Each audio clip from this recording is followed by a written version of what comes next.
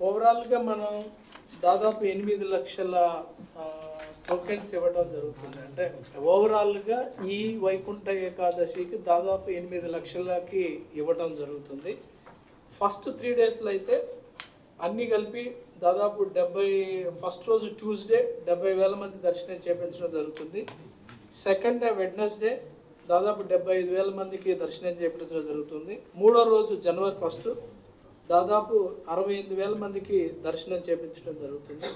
దాంట్లో ప్రధానంగా మనకి ఆ రోజు కూడా మన విఐపి దర్శనాలు ఆర్జిత సేవలు కూడా రద్దయి ఉంటాయి కాబట్టి దాంట్లో ప్రధానంగా మనకి ఉండే 20 గంటల్లో ఇప్పుడు చైర్మన్ గారు చెప్పినట్లు 20 గంటల్లో దాదాపు 15.5 గంటలు సామాన్య భక్తులు కేటాయించడం జరుగుతుంది. అందుకే ఈ 3 రోజుల్లో కూడా మనకి టికెట్ ఉన్న వాళ్ళు అంటే స్లాట్ ఉన్న వాళ్ళు మాత్రమే దర్శనానికి రావాల్సి వస్తుంది. ఈ 3 రోజులు కూడా కంప్లీట్గా మనం వేరియస్ మోడ్స్లో వాళ్ళు రిజిస్ట్రేషన్ చేసే అవకాశం కల్పిస్తున్నాం. వివిధ రకాలైన భాషలో వాళ్ళు తెలుగు, తమిళ్, కన్నడ, హిందీ, ఇంగ్లీష్లో రిజిస్ట్రేషన్ చేసుకోవచ్చు. రిజిస్ట్రేషన్ చేసిన తర్వాత ఈ డిప్ ఇవ్వటం జరుగుతుంది. ఈ డిప్లో ఎవరికైతే వస్తుందో వాళ్ళు దర్శనానికి ఈ 3 రోజులు కూడా రావాల్సి ఉంటుంది.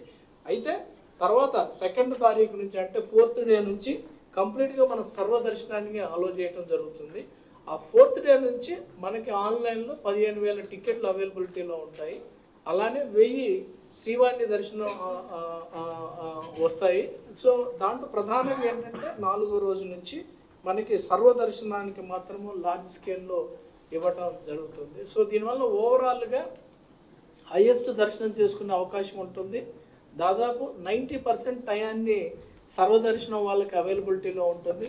టోటల్ దర్శనం చేసుకున్న వాళ్ళు దాదాపు 70% పైనే సర్వదర్శనం వాళ్ళు ఉంటారని తెలియజేస్తారు. ఆన్లైన్లోనే ఇస్తాం. వాళ్ళకు కూడా ఆన్లైన్లో లోకల్స్ కూడా everyday 6th, 7th, 8th 3 days 5,000 లోకల్స్కి కేటాయించడం జరుగుతుంది. ఆ 3 రోజులు మాత్రం టోకెన్లో బుక్ చేసుకొని రావాలి. వాళ్ళు టోకెన్ ఆన్లైన్లో బుక్ చేసుకొని టోకెన్ ఉన్న వాళ్ళు మాత్రమే వస్తే దర్శనం ఉంటుంది. ఎందుకంటే ఆ 3 రోజులు సర్వదర్శనం ఓపెన్ అయి ఉండదు కాబట్టి టికెట్ తీసుకున్న వాళ్ళు రమ్మని చెప్పి విజ్ఞప్తి చేస్తాం.